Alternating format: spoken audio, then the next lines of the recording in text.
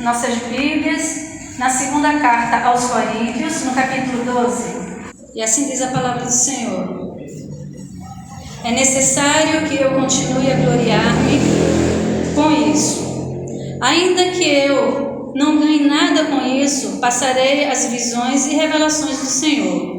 Conheço um homem em Cristo que há 14 anos foi arrebatado ao terceiro céu.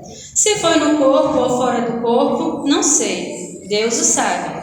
E sei que esse homem, se no corpo ou fora do corpo, não sei, mas Deus o sabe, foi arrebatado ao paraíso e ouviu coisas indizíveis, coisas que ao homem não é permitido falar. Nesse homem me gloriarei, mas não em mim mesmo, a não ser em minhas fraquezas. Mesmo que eu preferisse gloriar-me, não seria insensato, porque estaria falando a verdade. Evito fazer isso para que ninguém pense a meu respeito mais do que em mim vê ou de mim ouve. Para impedir que eu me exaltasse por causa da grandeza dessas revelações, foi-me dado um espinho na carne, um mensageiro de Satanás para me atormentar. 3 vezes roguei ao Senhor que o tirasse de mim, mas ele me disse: minha graça é suficiente a você, pois o meu poder se aperfeiçoa na fraqueza. Portanto, eu me gloriarei ainda mais alegremente em minhas fraquezas, para que o poder de Cristo repouse em mim. Por isso, por amor de Cristo, regozijo-me nas fraquezas, nos insultos, nas necessidades, nas perseguições, nas angústias, pois quando sou fraco é que sou forte. Amém? Amém. A minha oração é que o Senhor Deus continue a falar aos nossos corações e o seu Santo Espírito aplique a sua palavra nas nossas vidas. Amém? Amém. E a igreja pode sentar. Falar de sofrimento, esse é um tema universal. E o sofrimento advém por perdas de entes queridos, por perdas de bens materiais, por catástrofes ocorridas, por enfermidades, por medos, decepções, por violência física, por violência verbal, por perseguição, por desprezo, por opressão, por causa de guerras, injustiças sofridas, entre tantas outras coisas. O sofrimento, ele acomete crianças, adolescentes, jovens, adultos, idosos, pobres e ricos, brancos, pardos, negros, analfabetos e doutores, pessoas simples e soberbas, e ninguém está livre do sofrimento. E às vezes aqueles que parecem mais felizes, eles são acometidos pelo vazio da alma. Como já disse o advogado, jornalista, político e poeta Francisco Otaviano, em seu poema Ilusões da Vida, que passou pela vida em brancas nuvens e em plácido repouso adormeceu. Quem não sentiu o frio da desgraça, quem passou pela vida e não sofreu, foi espectro de homem. Não homem, só passou pela vida e não viveu. Pois bem, na passagem que nós lemos inicialmente, capítulo 12 de 2 aos Coríntios, o apóstolo, ele menciona uma experiência extraordinária, simultaneamente, juntamente com um profundo sofrimento. E essa experiência extraordinária, compartilhada pelo apóstolo, no capítulo 12, especificamente nos versículos do 1 ao 4, a experiência essa que o apóstolo descreve numa terceira pessoa, fazendo com que o leitor entenda, fazendo com que o leitor até pense que ele descreve a experiência de outra pessoa. Essa atitude do apóstolo denota cautela e humildade. Afinal, foi uma experiência na qual ele foi arrebatado ao terceiro céu, isto é, ao paraíso. E além do mais, ele ouviu coisas indizíveis que ao homem não é permitido falar.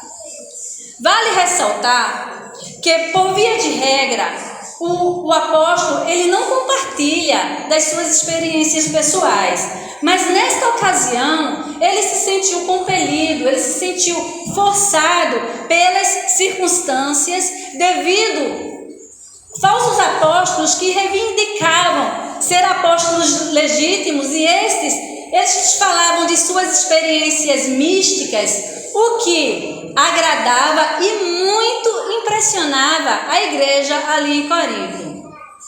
O apóstolo Paulo, então, para legitimar, para autenticar o seu apostolado em Cristo, aí ele fala dessa experiência que teve há 14 anos, ou seja, 14 anos atrás. Também é necessário destacar que a pregação do apóstolo Paulo consistia nos ensinamentos de Cristo, na doutrina cristã e, como já foi falado anteriormente, não nas suas experiências, mas como a igreja ali em Corinto, ela estava dando crédito aos falsos apóstolos e as experiências místicas deles. O apóstolo então apresenta a sua experiência de ser arrebatado e ouvir coisas que não era permitido ao homem falar. No Antigo Testamento, nós temos o conhecimento de apenas 2 homens, 2 pessoas que foram trasladados, arrebatados, Enoque e Elias. Daí o fato de ser uma experiência extraordinária, grandiosa. Mas a partir do versículo 7, nós vemos o apóstolo Paulo assumindo o protagonismo disso que ele vem descrevendo. Ele passa a usar o pronome pessoal na primeira pessoa do singular. E tem versão que usa apenas o pronome oblíquo. A nova versão internacional, ela faz uso de 2 pronomes. Todos 2 na primeira pessoa do singular, mas faz o uso do pronome pessoal do caso reto e do pronome oblíquo, quando ele diz assim, capítulo 12, versículo 7, você pode acompanhar na sua Bíblia, independente da tradução. Para impedir que eu me exaltasse por causa da grandeza dessas revelações, olha aí, até aí, o apóstolo Paulo já assumindo o protagonismo da sua descrição, daquilo que ele vem descrevendo, daquilo que ele vem relatando.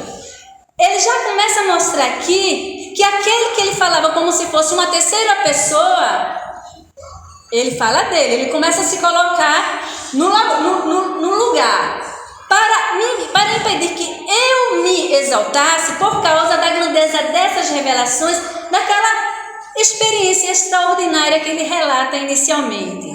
Por causa disso, ele diz, foi-me dado um espinho na carne, um mensageiro de Satanás para me atormentar. E é desse espinho na carne que nós vamos falar, o grande sofrimento do apóstolo Paulo. Nós não vamos entrar na questão do que era esse espinho, pois nós não queremos adentrar no campo da especulação. Não há um consenso acerca do que, de fato, era o espinho ali do apóstolo Paulo. Uns dizem ter sido uma enfermidade, outros dizem que era uma depressão. Tem aqueles que defendem ter sido os grandes e muitos sofrimentos vividos pelo apóstolo. E tem até quem defenda que se tratava de tentações vividas, sofridas pelo apóstolo Paulo. Enfim, o fato é que aquele espinho na carne do apóstolo era algo que fazia sofrer, que o fazia sofrer, que causava sério sofrimento, que lhe causava extrema dificuldade. E esse espinho, ou seja, esse sofrimento que acometeu o apóstolo, talvez seja a realidade de alguns ou de muitos que estão aqui nesta noite. É possível que alguém, ao se deparar com esta passagem do capítulo 12, de 2 aos Coríntios, se identifique e diga, eu tenho um espinho na carne, eu tenho uma séria dificuldade, eu tenho um enorme problema, eu passo por um grande sofrimento. E nesta noite, à luz desse texto que nós lemos, no capítulo 12 de 2 aos Coríntios, à luz desse texto, nós vamos ver algumas razões do espinho na carne. E a primeira coisa que a gente aprende com o texto da palavra de Deus, a primeira razão do espinho na carne é para impedir, é para abater o nosso orgulho. A primeira razão do espinho na carne é para abater o nosso orgulho. E o apóstolo Paulo, ele deixa isso bem claro, bem evidente, no versículo 7, a primeira parte do versículo 7, quando ele diz: para impedir que eu me exaltasse por causa da grandeza dessas revelações. Olha só, o apóstolo Paulo, ele teve uma experiência inimaginável. Ele teve uma experiência indizível, esplêndida, que a nossa mente, a nossa imaginação, por mais elevada que seja, ela não pode mensurar, ela não consegue alcançar. Daí a razão do espinho na carne do apóstolo Paulo. Aquela experiência grandiosa, extraordinária. Irmãos, o sofrimento nos põe no nosso devido lugar. O sofrimento quebra a nossa altivez. O sofrimento quebra a nossa presunção. O sofrimento quebra a nossa autossuficiência. O sofrimento esvazia nossa pretensão de glória pessoal. Se aos olhos humanos, o apóstolo Paulo, ele tinha motivos para se sentir melhor, mais importante que os demais apóstolos, daí Deus permitiu tal sofrimento para mostrar suas limitações, suas fraquezas, a sua dependência. Ah, meus queridos, quantas vezes as coisas estão indo tão bem com as nossas vidas e de repente, como que de assalto, nós temos uma reviravolta e somos feridos por um espinho cravado na nossa carne que causa dor, que causa sofrimento. Isso já aconteceu comigo. Estava indo tudo muito bem. De repente, vem cravado na carne um espinho, causando dor e sofrimento. Sabe por que isso nos sobrevém? Para mostrar que nós somos limitados, para mostrar que nós somos pequenos, para mostrar que nós somos frágeis, para mostrar que nós somos insuficientes, para mostrar que nós dependemos de Deus. Pastor Ayrton, domingo passado, ele disse algo que eu achei interessante. O sofrimento nos afasta do orgulho. E é exatamente isso. Uma das razões do espinho na carne é nos afastar da nossa tendência de se orgulhar. É abater o nosso orgulho. Amém? E uma outra razão do espinho na carne que a gente aprende com o texto da palavra de Deus é para entendermos que Deus permanece no controle da situação. E o apóstolo Paulo, na parte B do versículo 7, ele diz: foi-me dado um espinho na carne, um mensageiro de Satanás para me atormentar. E aí, apesar do apóstolo Paulo, ele ter plena ciência, pleno conhecimento do total controle de Deus na história, ele sabia que o seu sofrimento tinha origem em Satanás. E o apóstolo, ele conhecia, ele sabia da existência e do potencial do reino das trevas. Na primeira carta aos Tessalonicenses, no capítulo 2, os versos 17 e 18, o próprio apóstolo Paulo, inspirado, ele diz: nós, porém, irmãos, privados da companhia de vocês por breve tempo, em pessoa, mas não no coração, esforçamo-nos ainda mais para vê-los pessoalmente, pela saudade que temos de vocês. Quisemos visitá-los, eu mesmo, Paulo, o quis, e não apenas uma vez, mas duas. Satanás, porém, impediu. Olha só, existe o extremo das pessoas espiritualizarem tudo. Tudo é o diabo, tudo que acontece de ruim foi o diabo, e não é bem assim. Mas também nós não podemos subestimar a ação do diabo. O reino das trevas é real, ele existe.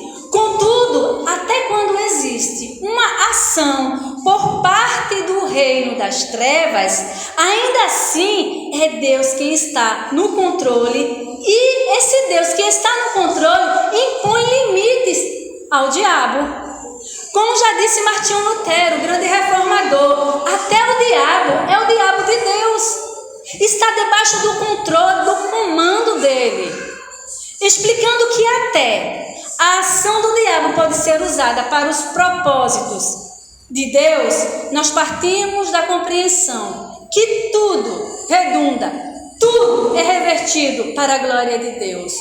Toda e qualquer situação, tudo redunda, tudo é revertido para evidenciar, para mostrar, para revelar o poder de Deus, para revelar, para mostrar o controle total de Deus na história. Então, a segunda coisa que a gente aprende da razão de um sofrimento, da razão do espinho na carne, é que, independente da origem do nosso sofrimento, independente da origem do espinho na carne, Deus permanece no controle. Amém? Amém. E uma terceira razão do espinho na carne é entender que o maior milagre não é a cura ou o livramento, mas a graça de Deus que nos sustenta. E nos versículos 8 e 9, de 2 aos Coríntios capítulo 12, o apóstolo Paulo fala: 3 vezes roguei ao Senhor que o tirasse de mim, se referindo ao espinho na carne. Mas ele me disse: minha graça é suficiente a você, pois o meu poder se aperfeiçoa na fraqueza.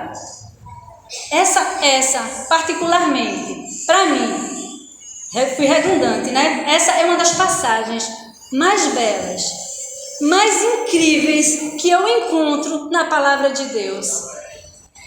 O apóstolo Paulo, ele roga, ele pede, ele ora a Deus para que aquele espinho fosse retirado.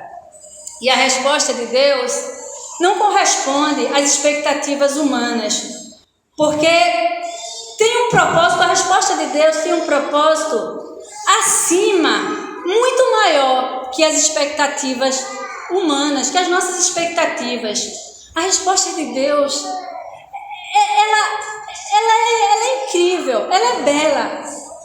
Ele diz: minha graça é suficiente. Gosto de um texto lá na carta aos Filipenses, no capítulo 4, dos versos 11 ao 13, quando o apóstolo Paulo, também inspirado pelo Espírito Santo, disse: não digo isto porque esteja necessitado, porque eu já aprendi a contentar-me com o que tenho. E aí ele disse: eu sei estar abatido e sei ter em abundância. Em toda maneira e em todas as coisas eu estou instruído, tanto a ter fartura como a ter fome, tanto a ter abundância como padecer necessidade. Olha a frase: eu posso todas as coisas naquele que me fortalece. O apóstolo Paulo aqui, ele mostra que ele entendia que era Deus que o capacitava, que o fortalecia para passar momentos bons, momentos favoráveis, momentos tranquilos. Passar esses momentos sem se ensoberbecer, sem se orgulhar.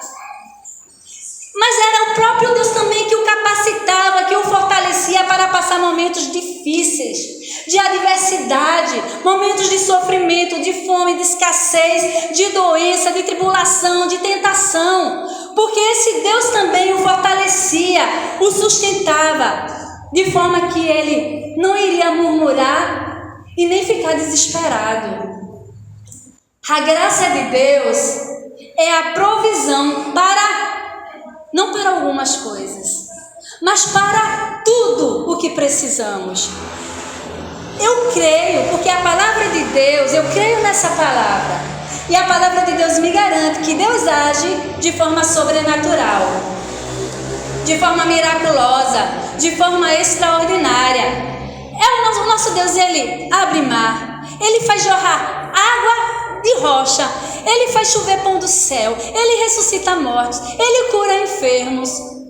Mas eu também creio que Deus age de forma natural. Ele usa os meios naturais de tratamento médico, cirurgias, terapias, no caso de uma enfermidade, assim como Ele também usa os meios naturais para sanar outras dificuldades e sofrimentos. Mas eu também creio que quando Ele não trabalha dentro dessas expectativas, aí Ele diz: a minha graça é suficiente. E sabe o que isso quer dizer? Eu já ouvi isso. Você vai conviver com este sofrimento, filha. Você vai conviver com esta dor. Você vai conviver com este incômodo. Você vai conviver com este espinho. Mas será sustentada, será fortalecida pela minha graça. É isso que Ele nos diz. Quando Ele não vem com a solução pelos meios sobrenaturais, nem os naturais, Ele diz: você vai conviver com isso, com esse incômodo, com esse sofrimento, com essa dor, com essa perturbação. Mas você será sustentado, fortalecido pela minha graça, porque a minha graça basta, porque minha graça é suficiente. Então, uma terceira razão do espinho na carne é que a graça de Deus, ela é suficiente em nossas vidas. O maior milagre não é a cura ou o livramento, mas a graça de Deus que nos sustenta, amém? Então, podemos entender a partir deste texto que nós lemos de forma breve, que o espinho na carne, ele abate o nosso orgulho, que o espinho na carne nos faz entender que Deus permanece no controle independente da origem do sofrimento, e que o maior milagre é depender da graça de Deus, amém? E que possamos falar, como o apóstolo Paulo fala no capítulo 12, os versículos 9, a parte B do versículo 9 e o versículo 10. Portanto, eu me gloriarei ainda mais alegremente em minhas fraquezas. Por isso, por amor de Cristo, regozijo-me nas fraquezas, nos insultos, nas necessidades, nas perseguições, nas angústias. Pois quando sou fraco, irmãos, quando nós somos fracos, é que nós somos fortes, porque somos fortalecidos em Deus. Nós iremos concluir essa mensagem com duas canções. A primeira música que nós vamos cantar, ela simplesmente marcou a minha vida e a vida da minha família. E em um momento de profunda angústia, em que eu rasgava o meu coração diante de Deus, com palavras e com lágrimas. E eu dizia para Deus assim: Senhor, eu não estou mais suportando esse sofrimento. Eu disse para Deus, que eu disse para Ele: Senhor, eu sou fraca, eu sou frágil, eu não estou suportando mais. Pai, eu não estou mais suportando. Eu não estou mais suportando. Porque, irmãos, eu tenho os meus problemas, eu tenho o espinho, eu tenho o meu espinho na minha carne cravada. Mas eu tenho um espinho duplo, porque eu vejo a minha filha também com um espinho na carne. E a dor que ela sente no corpo, eu sinto na alma. E o sentimento que eu tinha naquela ocasião, alguns anos atrás, era de aparente abandono da parte de Deus. Sabe aquele momento de fragilidade, aquele momento em que você está bem fraquinho mesmo? Foi assim que eu me senti. Mas em um momento específico, bem específico, em um momento especial, e como eu já disse, rasgando meu coração diante de Deus, com palavras e lágrimas, talvez com muito mais lágrimas do que com palavras. Eu de repente ouvi uma canção que dizia: quando brilha o sol, ou se a chuva vem, quando estou mal, ou então se tudo está bem, quando dizes sim, ou quando dizes não, se ouço a tua voz ou não, quando em silêncio estás, serás sempre Deus e não desampararás. E essa canção, essa é uma parte da letra dessa canção. Naquela ocasião a música foi como um bálsamo na minha alma ferida. E a mensagem ela vai ser concluída com essa canção e com a outra. Amém? Que Deus continue a falar aos nossos corações. Amém.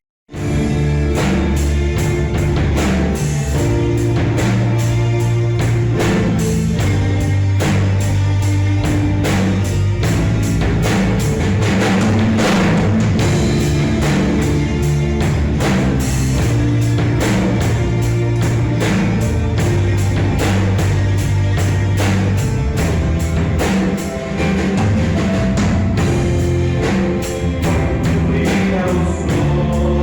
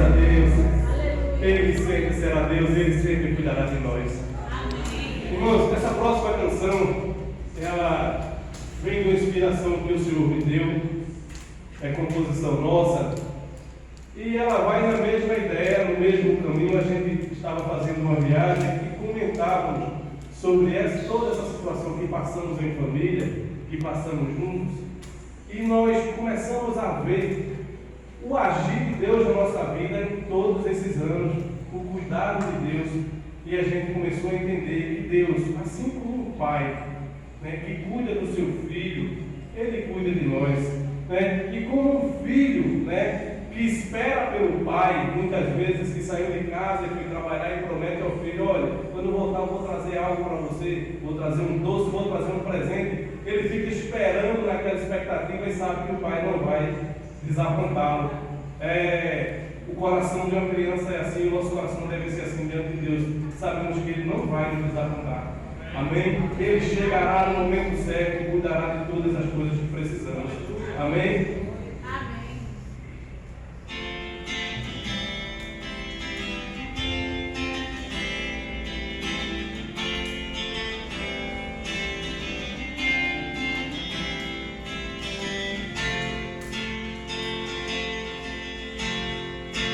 Posso confiar nas tuas promessas e sempre acreditar que tu és